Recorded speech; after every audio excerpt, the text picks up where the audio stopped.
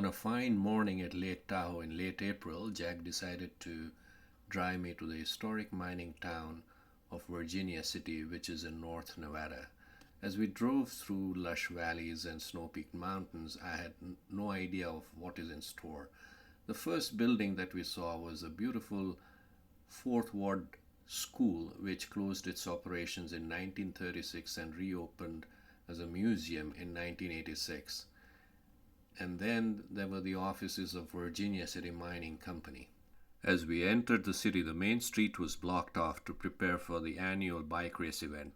So we parked on the parallel street, which happened to be just opposite the Story County Courthouse, which is still an active courthouse.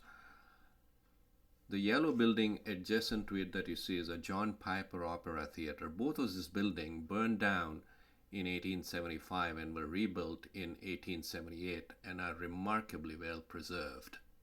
It is difficult to imagine that Virginia City was the wealthiest city in America at the peak of its silver mining glory. The population helped Nevada to meet the criteria of being a state.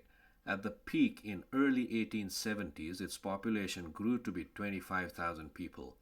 Then the fires and the exhaustions of mine led to its decline, and currently its population stands at a mere 875 people.